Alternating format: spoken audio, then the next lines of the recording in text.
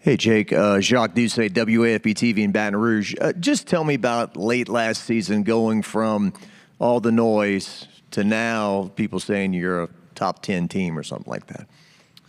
You know, it's one of those things. We had a huge mindset shift in the locker room, and a lot of guys stepped up into a leadership role that maybe they weren't in before. And guys, we called it a one-day contract type of mentality. Guys really shifted the way they thought and approached practice and weights and the training room, and it was a tremendous change and a big mindset shift. Right side, second row. Alex Byington on 3. DJ was just in here talking about how the teammates joke with him about his different personality on game day versus.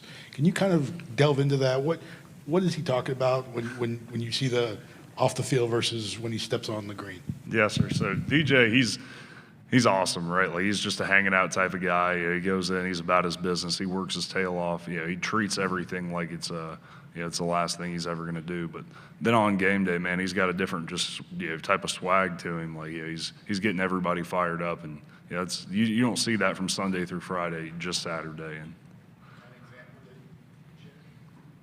I think that it was the first game he was going to start, and he gave us a little pregame talk that I don't think we can put on camera, but he got us all pretty fired up. Front row.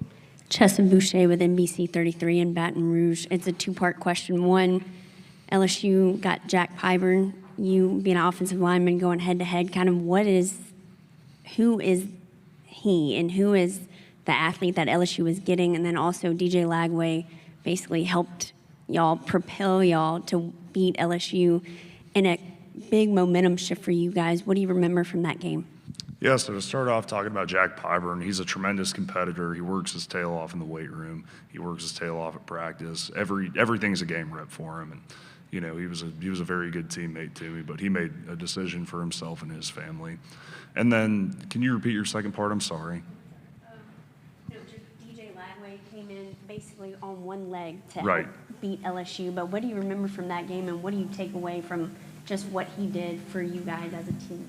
Yeah, no, we all have a ton of respect for the way that DJ put himself out there, even when he was banged up, and the type of leader that he is, the type of teammate that he is, and that's the thing that it's inspiring. It inspires a group of men, and we all took a lot from that game and the way he carries himself in general. Left side, back row. Dan Peck, ESPN 106.7 in Auburn. There was talk that Coach Napier was on the hot seat at some point last year. How did that affect the locker room? And just in general, what is it like to play for Coach Napier? So I'm going to answer the back part of that question first, is that we all love to play for Coach Napier. I was so fortunate. I didn't get recruited by him. I didn't commit to him. I committed to the University of Florida, and I was just lucky that a man of his character and integrity became the coach. And I'm just so sorry, answer the back half first. What was the first part? The first part of the question was about how did it impact the locker room at all? Rumors about his status as the coach, did it influence how you guys played? Right. So everybody tries to block out the noise. We're worried about what's going on, but everybody's well aware. Everybody's on social media. You see it and you hear it. But I think that we did a great job this past season of blocking out the noise. Go play for each other. Go play for Coach. Let's prove each other right. In the middle, fifth row. Do you have a specific game day routine, or does someone in the locker room have like a specific game day routine that they go through every single game day, like a ritual? I try to be pretty flexible because you'll play a noon kick and then you'll play a 7:30 kick, so you're not going to have a carbon copy game day. But one thing I try to do before I run out of that tunnel every week is I try to get a good thump in the head from Tyreek Sapp. He's got a hard head and a thick skull, and I like a good shot in the dome from him, get my mind right. Speaking of hard heads, we'll go to Dan.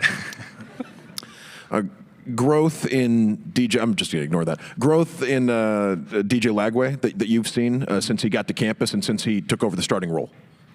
Yeah, I mean, he's made tremendous strides, and it feels like every day he's just a little bit better, and he's seeing it better. And, it's big picture playing quarterback. You got to know everything that's going on. So, it's really special to be around a guy like him who works the way he does, who's committed to being the best version of himself.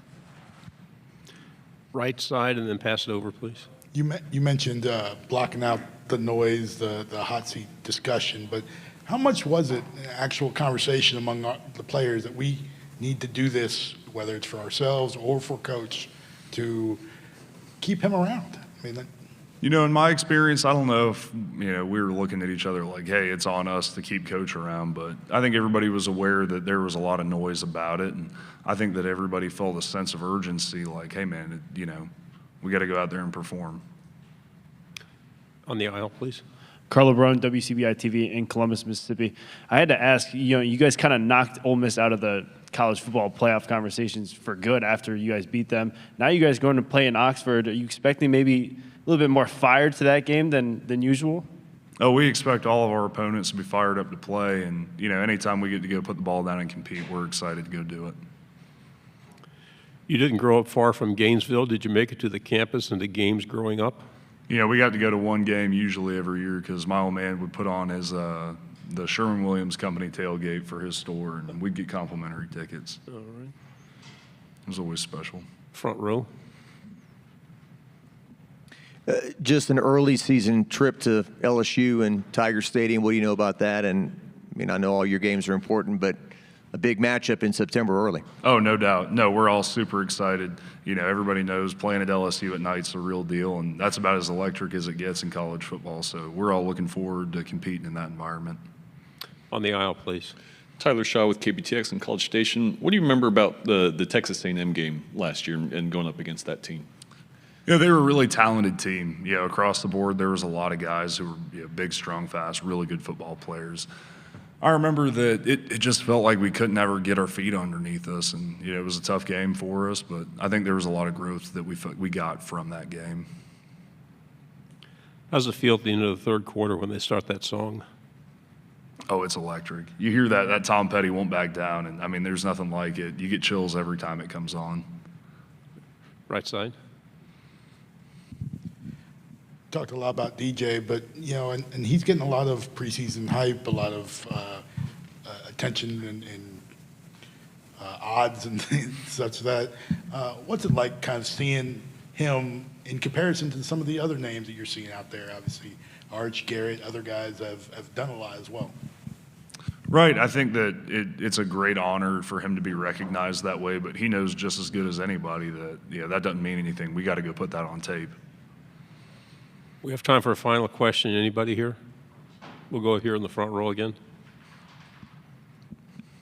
I mean this as a compliment. Do you often get struck for being older than what you are? You don't seem like the average 22-year-old. No, sir. I do get the you ought to be 30 type of. Hey, thanks very much, Jake. Good Thank job. you, sir. Hey, stay healthy.